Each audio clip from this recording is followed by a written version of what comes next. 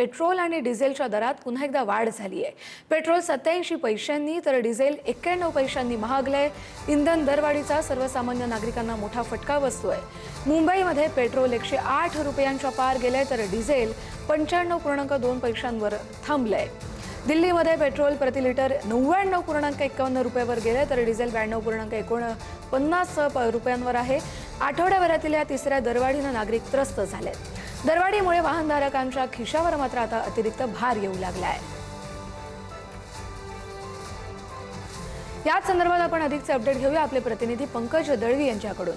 पंकज, सध्या तुम्ही कुठे आहात आणि नागरिकांच्या काय प्रतिक्रिया उमटतायत? गेल्या आठवड्याभरातली ही तिसरी पेट्रोल आणि डिझेलची दरवाढ आहे।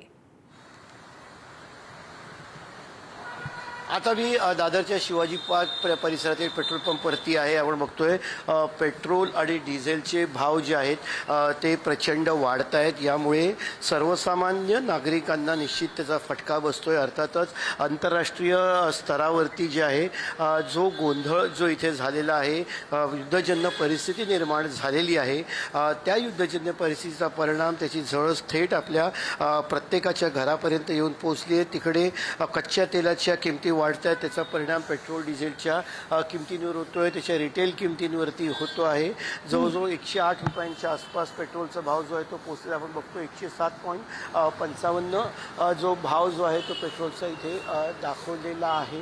त्यामुळे सर्वसामान्य लोकांपर्यंत त्याच्या झळा पोहोचत आहेत। खरं तर पेट्रोल डिझेलचे भाव वाढतात, त्याच्यानंतर ट्रान्सपोर्टेशन वाढतं। ट्रान्सपोर्टेशन वाढल्यामुळे जीवनावश्यक वस्तूंचे भाव वाढतात आणि जीवनावश्यक वस्तूंचे भाव वाढले की त्याची झळ ही सर्वसामान्य नागरिकांपर्यंत पोहोचते। म्हणजेच आपण म्हणू शकतो पश्चिम आशियाई देशात जो युद्धजन्य परिस्थिती निर्माण झालेली आहे, आखाती देशांमध्ये युद्धजन्य परिस्थिती आहे, त्याचा परिणाम थेट आता आपल्या घरापर्यंत येतोय। पेट्रोलचे भाव आठवड्याभरात 3 वेळा भाव वाढलेले आहेत, 90 पैसे 80 पैसे, पण मात्र शेवटी त्याचा पूर्ण जर का आपण विचार केला तर त्याचा एकत्र परिणाम जो आहे तो रोजच्या जीवनावरती होतो। बरोबर आहे पंकज। त्यामुळे आता अर्थातच सर्वसामान्यांचं बजेट कोलमडत आहे, त्यांच्या खिशाला कात्री बसते, कारण पेट्रोल डिझेलचे दर आठवड्याभरात तिसऱ्यांदा वाढले। त्यामुळे ही वाढ पुन्हा कायम राहू शकते असाही अंदाज आहे। धन्यवाद तुम्ही दिलेल्या सविस्तर अपडेटसाठी।